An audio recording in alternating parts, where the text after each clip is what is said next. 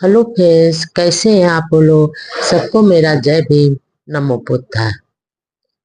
बोधिसत्व बाबा साहब जी के अनमोल विचार क्यों नहीं पसंद आए।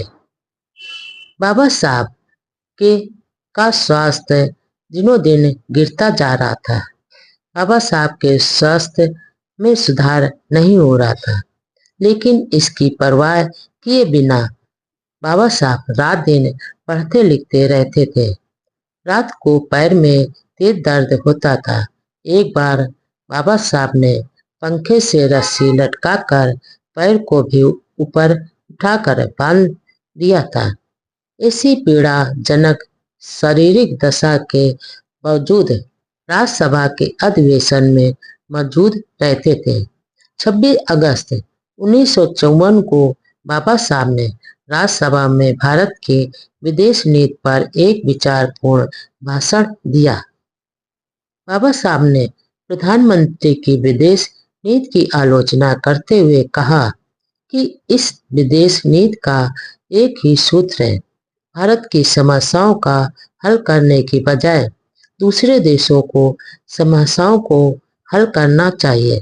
बाबा साहब ने उन्हें याद दिलाया कि भारत एक ओर पाकिस्तान व अन्य मुस्लिम देशों से घिरा हुआ है और दूसरी ओर प्रधानमंत्री ने चीन को हिस्सा पर कब्जा करने की छूट दे रखी है। उसकी पूरी तरह से मदद कर रहे हैं कि वह अपनी सीमाएं भारत की सीमा तक ले आए। इसी दशा में यह कहना गलत नहीं होगा कि अभी नहीं तो एक दिन भारत पर जरूर आक्रमण करेगा और यह आक्रमण उन लोगों द्वारा किया जाएगा जिनकी आक्रमण करने की बुरी आदत पड़ गई। समाजवाद की असलियत के बारे में बाबा साहब ने कहा कि साम्यवाद जहाँ जहाँ फैलता है उस देश को निकल जाता, लोकतंत्र ही भस्म हो जाता। इसके लिए बाबा साहब ने यूरोप के देशों और अमेरिका की विदेश नीति का पूरा वर्णन किया। डॉक्टर अम्बेडकर ने कहा, मो तसे तुंग ने जिस पंचशील को स्वीकृति दी, यदि बौद्ध धर्म के इस महत्वपूर्ण भाग पर उसे थोड़ा भी विश्वास होता तो बौद्धों के साथ ऐसा व्यवहार कभी नहीं होता। राजनीति में पंचशील का कोई स्थान नहीं है और कम्युनिस्ट राष्ट्रों के राजनीति में भी पंचशील का कोई महत्व नहीं है। आज सारा एशिया एक युद्ध भूमि बना हुआ है, इसलिए भारत को तुरंत प्रजातंत्र में आस्था रखने वाले देशों से मित्रता करना बहुत जरूरी है। बाबा साहब की वह गंभीर आशंका, चेतावनी व भविष्यवाणी हूबहू सही साबित हो रही है। आखिर चीन ने 1962 में भारत पर आक्रमण किया और भारत चीन सीमा का काफी भाग अपने कब्जे में ले लिया, जो अभी भी उसके कब्जे में है। एक नहीं, बाबा साहब ने भारत के हित में जो सुझाव चेतावनी दी थी उस पर देश के सत्ताधारियों ने कोई ध्यान नहीं दिया, जिसके बुरे परिणाम आज भारत भुगत रहा है। गोवा का जिक्र करते हुए डॉक्टर अंबेडकर जी ने कहा कि यदि हम गोवा को मिला नहीं सकते या खरीद नहीं सकते तो समझौता कर हासिल करना चाहिए। भारत को गोवा हासिल करने के लिए सिर्फ पुलिस कार्रवाई ही काफी थी, लेकिन नेहरू गोवा पर कब्जा जमाए पुर्तगालियों के खिलाफ शोर ही मचाते रहे और कुछ नहीं कर पाए।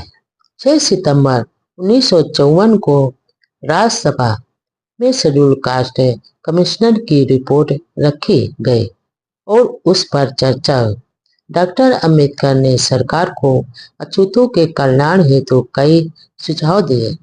हालांकि वह आए दिन संविधान संशोधन के विरोधी थे, फिर भी उन्होंने सुझाव दिया कि संविधान में संशोधन करके सारे बंजर जमीन केंद्र सरकार अपने अधीन कर ले और उसे अछूतों को बांट दे। उन्होंने यह भी सुझाव दिया कि नमक पर थोड़ा सा टैक्स लगाकर और गांधी ट्रस्ट फंड द्वारा इकट्ठा धन कर अछूतों की दशा सुधारने और बंजर भूमि पर बसाने के लिए खर्च की जाए।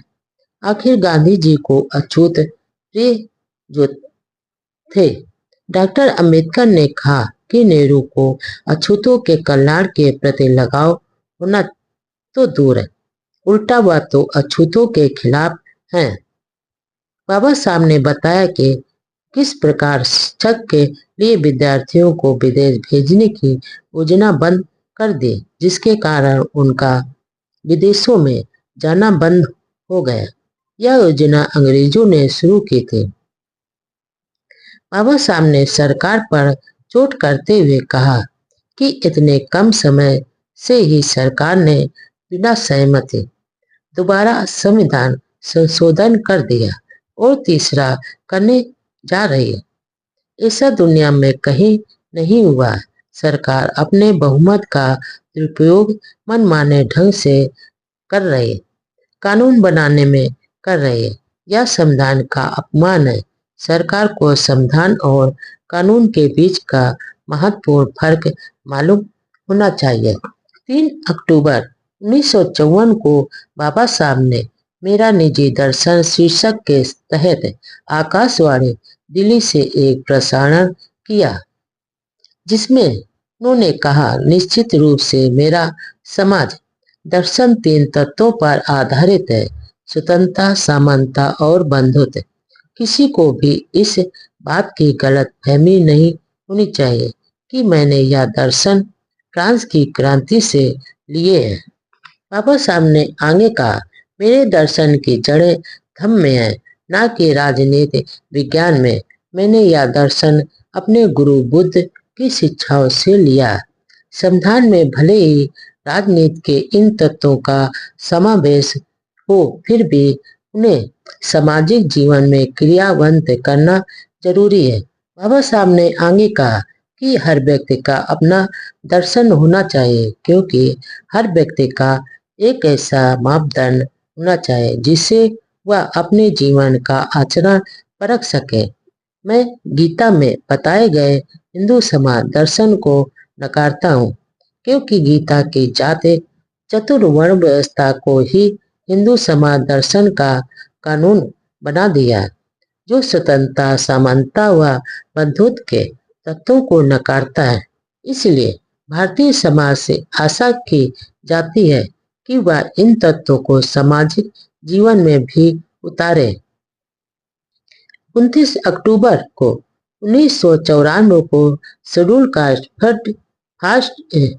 कास्ट फेडरेशन बम्बई की ओर से 1,18,000 रुपए की एक थैली बाबा साहब को भेंट की गई।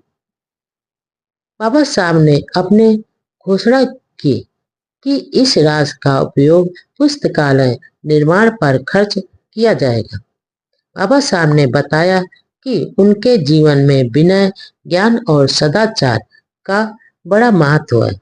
अछूत समाज में पैदा हुआ यह गर्व की बात है, और मैंने जो कुछ सफलता हासिल की, सब हमारे समाज के सहयोग और समर्थन व प्रोत्साहन के कारण ही हो सके।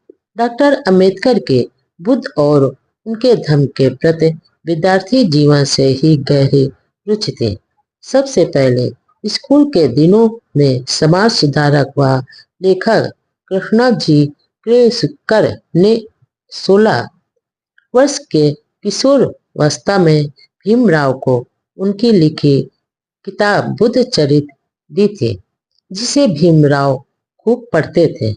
जब न्यूयॉर्क में पढ़ते थे, तब भी बुद्ध पर लिखी पुस्तकें हमेशा पढ़ते रहते थे। वह सन 1935 में येवला में यह घोषणा कर चुके थे कि हिंदू धर्म में पैदा हुआ हूँ, या उनके बस की बात नहीं थी, लेकिन हिंदू के रूप में मरेंगे नहीं। इस घोषणा के 21 वर्ष बाद 14 अक्टूबर 1956 को नागपुर में बौद्ध धर्म की दीक्षा ग्रहण की। हिंदू धर्म छोड़ने की घोषणा के बाद बाबा साहब इस्लाम, सिख, ईसाई धर्मों के प्रतिनिधियों व धर्मगुरुओं ने कई तरह के प्रलोभन भी दिए थे, लेकिन डॉक्टर अंबेडकर पर उनका कोई असर नहीं हुआ। बाबा साहब ने कहा था, हम भारत के मूल निवासी हैं और हम किसी ऐसे धर्म को स्वीकार नहीं कर सकते जो हमारा भारत प्रेम बांटकर या छीनकर विदेश में ले जाने का कारण बने। डॉक्टर अंबेडकर भारत के महान सपूत थे। उनको भारत शब्द व देश से विशेष प्रेम था। बाबा साहब के प्रिंटिंग प्रेस का नाम भारत भूषण प्रेस था और बाबा साहब ने जो साप्ताहिक अखबार शुरू किया था उसका नाम भी प्रबुद्ध भारत था। धर्म परिवर्तन से राष्ट्र परिवर्तन कराने वाला धर्म वह स्वीकार नहीं कर सकते थे। बाबा साहब के लिए इस्लाम और ईसाई दोनों विदेशी धर्म थे, क्योंकि उनका आदि स्रोत भारत में न होकर विदेशों में हिंदू धर्म और हिंदू समाज से बाबा साहब ने पग पग पर अपमान झेला था। इस कारण लाख शिकायतें होने पर भी बाबा साहब प्रतिशोध की भावना में नहीं थी और इस कारण बाबा साहब भारत से प्रेम करते थे। वे विद्रोही जरूर थे, लेकिन विध्वंसक नहीं थे। बाबा साहब ने कहा, मैं नहीं चाहता कि भारत में देश के विध्वंस के रूप में मेरा नाम आए। धर्मांतरण की घोषणा करने के बाद डॉक्टर अंबेडकर सभी धर्मों के प्रतिनिधियों से बातचीत करते रहे, लेकिन उनका झुकाव बौद्ध धर्म की ओर ही रहा। बाबा साहब ने बंबई के दादर इलाके में जो भवन बनवाया उसका नाम राजगृह रखा, जो गौतम बुद्ध के प्रति श्रद्धा का परिचायक था।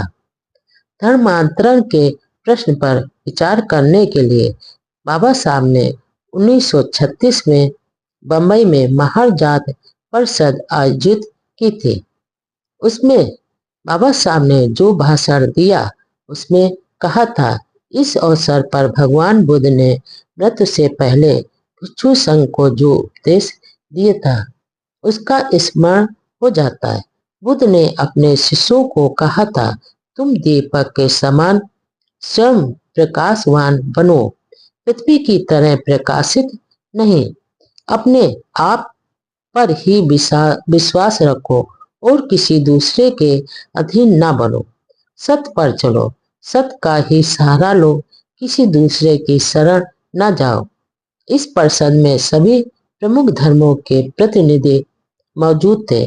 इसमें बाबा साहब के भाषण से स्पष्ट था कि उनका झुकाव बौद्ध धर्म की ओर ही है।